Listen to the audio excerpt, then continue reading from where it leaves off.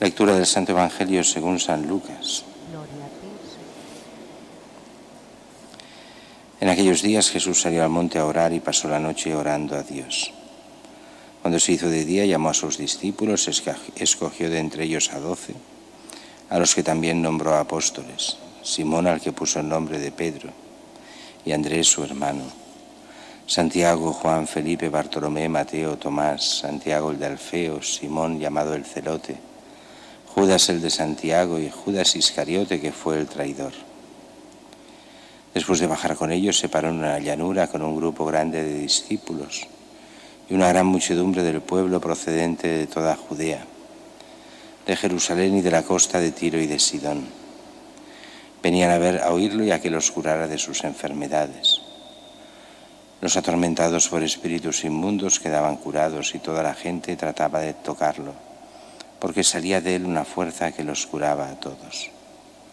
Palabra del Señor. Gloria a ti, Señor Jesús.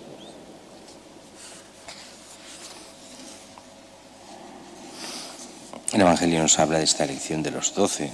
Es una elección fundante, importantísima para la Iglesia, porque no por este momento concreto en los que son nombrados apóstoles, sino por lo que representarán para la Iglesia los apóstoles. Le llamamos que la Iglesia es una santa, católica y apostólica.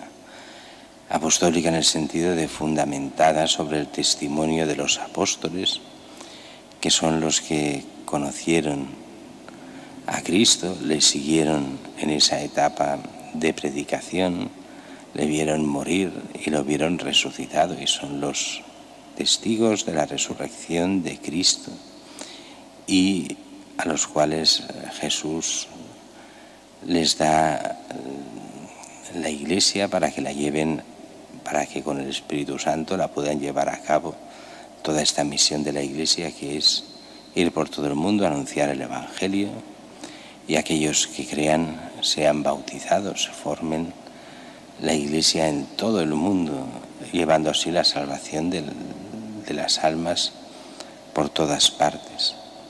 Pero la primera lectura de hoy es como un pequeño aviso a cada uno de nosotros. ¿Habéis aceptado a Cristo? Muy bien. Pues si habéis aceptado a Cristo, unidos a Él, arraigados, edificados en Él, afianzados a la fe que os enseñaron, o sea, la fe apostólica, no a otras fees, no a una fe que va cambiando con el tiempo según las modas, sino en esencia la misma fe desde el principio, que es Cristo mismo. Y dice: porque en Él habita la plenitud de la divinidad corporalmente, por Él que es cabeza de todo, principio y potestad, y por Él llegamos a nuestra plenitud, que es la vida de la gracia. Por el bautismo fuisteis sepultados con Cristo, habéis resucitado con Él. Vosotros que estabais muertos, ahora habéis con Él resucitado, habiendo muerto al pecado, primero muertos por el pecado, y con la gracia hemos de morir al pecado, al diablo, a todo lo que sea el mal. Y canceló así la nota de cargo, o sea, nuestra pena de muerte es conmutada por la muerte de Cristo, Él que muere por nosotros. Pero nos da como una advertencia: cuidado, dice Pablo, que nadie os envuelva con teorías y con vanas seducciones de tradición humana, fundadas en los elementos del mundo y no en Cristo. Y aquí los cristianos hemos de estar muy atentos, porque muchas veces nos quieren hacer confundir lo que es la fe y la acción cristiana con cosas que son puras tradiciones humanas. Y ahí entran todas las ideologías que quieren entrar en la Iglesia, sean del tipo que sean, que invaden el mundo y que no son de Cristo. Así como todas aquellas tradiciones que cuando uno rasca, dices, tal vez fueron inspiradas en algún momento en Cristo, pero lo son ahora.